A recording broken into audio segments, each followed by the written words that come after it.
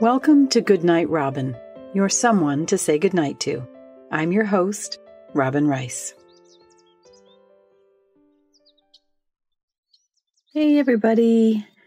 I hope you've had a good day today. I actually have been working really hard on another article.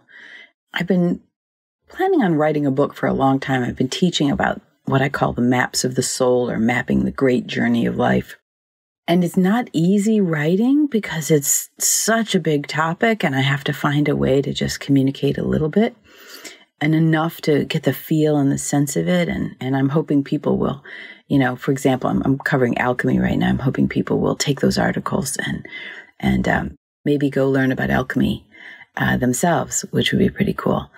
Or whatever journeys. There's the hero and heroine's journey. There's Piero Frucci's ways. There's Predrag and Teal organizations. There's so many maps of this great journey. So I've been immersed in that. And it's actually a really beautiful process because, I read and I reread. I've been reading this stuff for years, but I reread it and I let it soak in. And then I try to find a few words that I can unfold and move from there. And I haven't actually fresh written a book in a decade, which is kind of crazy when I think about it. Like, where did that decade go? Because I have written quite a few books.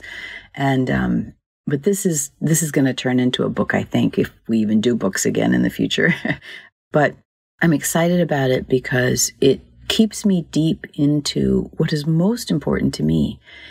It doesn't really matter how many people read me. I mean, I'm fortunate that I've had a lot of people read me over the years. I'm no bestseller, but the people who do read me have found it to be deep and meaningful and connective, and that's really what I'm about.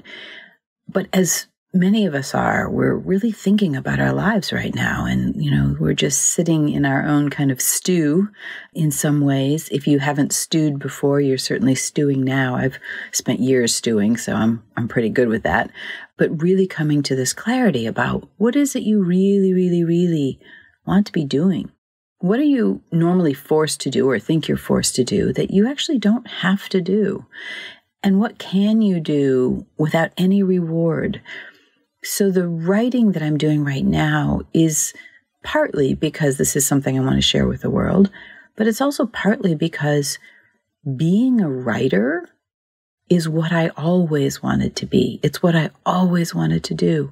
To bring my voice to the world, whether it's through this podcast or through my writing, is something that just feels like, yeah, that's right. That's my thing. That's what I do. And I feel more like I'm doing what I should be doing if I'm writing than if I'm not writing, which tells you, again, a decade of not writing really fresh new material. I had another couple books come out, certainly lots of courses, so it's not like I haven't been writing, but a book I haven't really been writing in a long time. And so now I am again, and it feels really good. I don't know what the equivalent of that is for you. And, maybe you're a kid and you haven't really thought about what that thing would be, but now's a great time to think about it. Like, what would you do if nobody paid you? What would you do if nobody listened or nobody heard? What would you do just because it's you?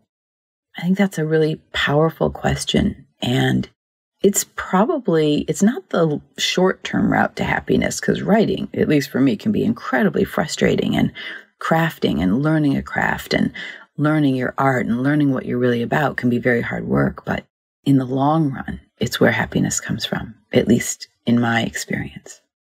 That's what I was thinking about and working on today, so I thought I'd share it with you.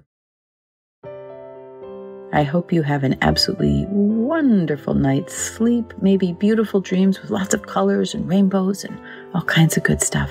Unicorns, whatever it is that makes you happy. Whatever it is, I hope it comes into your dreams tonight. Sleep well, my friend. Good night.